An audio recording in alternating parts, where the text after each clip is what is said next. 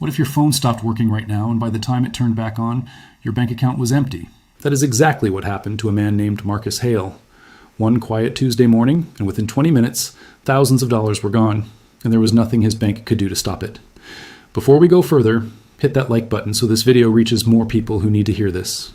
Subscribe if you want to stay one step ahead of scams like this one. And if you know someone who still uses text messages for everything, tag them in the comments because this could save their savings. Marcus was sitting at his desk when his phone screen went blank. No bars, no signal. He assumed it was a glitch, maybe a bad connection, maybe his carrier having a rough day. He tried calling his wife. Nothing happened. He tried opening his banking app. It logged him out and asked him to verify his identity through a text message that never arrived. He didn't think much of it at first. People lose signal all the time. But something in his gut told him to walk to the nearest store and borrow a phone. That instinct saved him a lot of pain, though not all of it. By the time he reached a working phone and called his bank, over $11,000 had already left his account.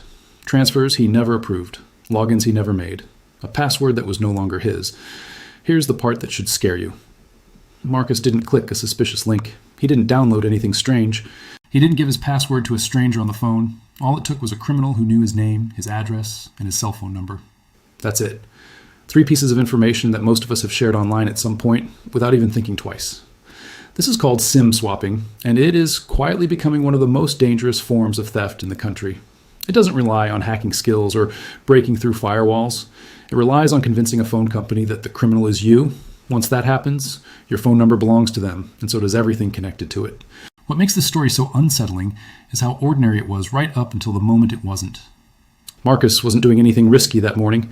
He wasn't logging into a shady website. He wasn't ignoring warning signs.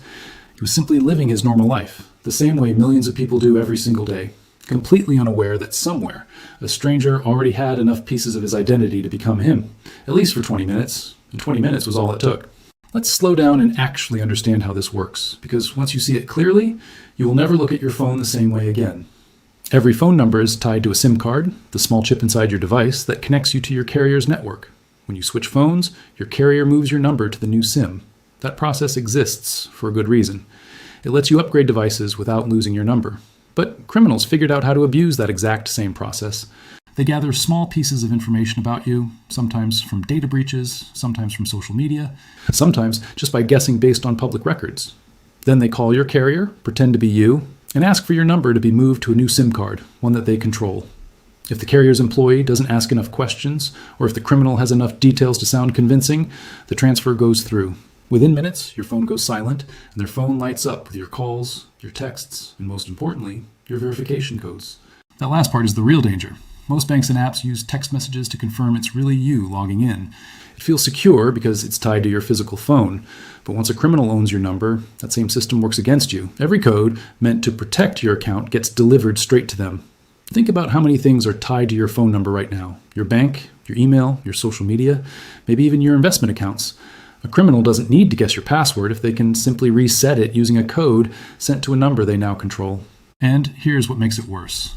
Once someone controls your number, they don't need to rush. They can take their time, going account by account, resetting passwords, reading your emails to figure out where else you bank, where you invest, what subscriptions you have, even what your daily routine looks like. Your phone number becomes a master key, and most of us never realize just how many doors it actually opens until someone else is standing on the other side of them. The scale of this problem is bigger than most people realize. Financial regulators and law enforcement agencies have reported losses climbing into the tens of millions of dollars each year from this type of fraud. And the numbers keep rising every year as more of our lives move onto our phones. This isn't a rare, isolated event. It's a growing pattern, and it's spreading fast because it works. What makes it spread even faster is how little effort it actually takes compared to older forms of fraud. A criminal doesn't need to break into a building or physically steal a wallet. They can sit anywhere in the world with a laptop, a phone, and a short script of convincing lies, and target hundreds of people in a single day. The barrier to entry is low, the potential payout is high, and until more safeguards catch up, the combination is exactly why this keeps growing instead of slowing down. So why can't banks just stop this from happening? That's the question everyone asks, and the honest answer is uncomfortable. Banks built their security systems around the idea that your phone number proves who you are. For years, that assumption was good enough.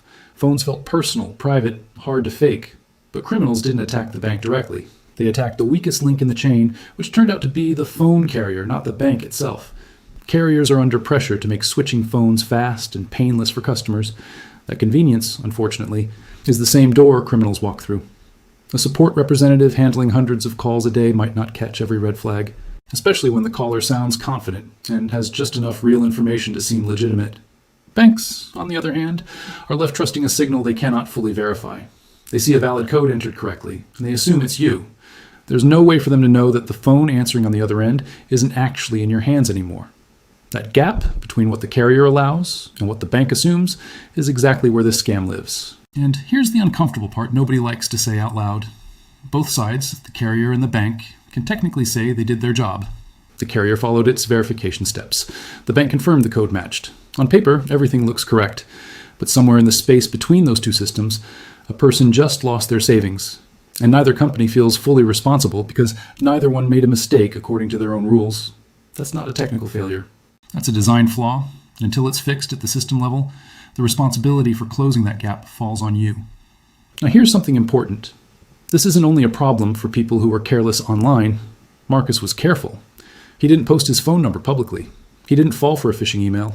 His information likely came from a data breach he never even knew about, one of thousands that happen every year, quietly leaking names, addresses, and phone numbers into the hands of people who know exactly how to use them. This means almost anyone can become a target, not because of a mistake they made, but simply because their information exists somewhere it shouldn't. That's a hard truth to accept, but accepting it is the first step toward protecting yourself. Let's talk about who criminals tend to target the most, because there's a pattern here. People who rarely check their bank app. People who still keep old information on file, like an ex-partner's name or an outdated address. People who trust a phone call from someone claiming to be their bank or carrier without question. And especially older adults, who often carry larger savings and are less likely to notice small, unusual changes right away. Financial protection agencies have reported that seniors alone lose billions of dollars every year to scams like this one, and that number continues to grow. If you have parents or grandparents who still rely heavily on phone calls and text messages for everything, this video is just as much for them as it is for you. There's also a quieter group of victims that rarely gets talked about, and that's people who recently changed something big in their life. A new job, a move to a new address, a breakup, a name change after marriage or divorce. Any of these moments create small windows where personal records are being updated across different systems, and updates mean gaps. Criminals know that gaps like this are when verification questions get easier to guess, and when accounts are most loosely monitored. If you've recently gone through a major life change, it's worth double-checking your accounts a little more closely than usual. So now the real question, what can you actually do to protect yourself starting today? Let's go through this step by step, because prevention here is not complicated, it just requires a few minutes of your time. The first thing you need to do is call your phone carrier and set up what's called a port-out PIN or a number transfer lock. This is a code that must be provided before anyone, including you, can move your phone number to a new device. Most carriers offer this for free, but almost nobody sets it up until after something goes wrong. Don't wait for that moment. Call today and ask specifically for account protection against unauthorized SIM changes. Second, freeze your credit with all 3 major credit bureaus. This step takes only a few minutes online and it's completely free. A credit freeze stops criminals from opening new accounts in your name, even if they already have your personal information. Do this for yourself, and if you can, help set it up for your parents too. Unlike a lot of security advice that sounds complicated, this one is genuinely simple, and it works quietly in the background, protecting you long after you forget you even set it up. Third, stop relying only on text messages for account security. I know it feels convenient, but it's also the exact weakness criminals count on. Switch to an authenticator app instead, one that generates codes directly on your device without needing a phone signal at all.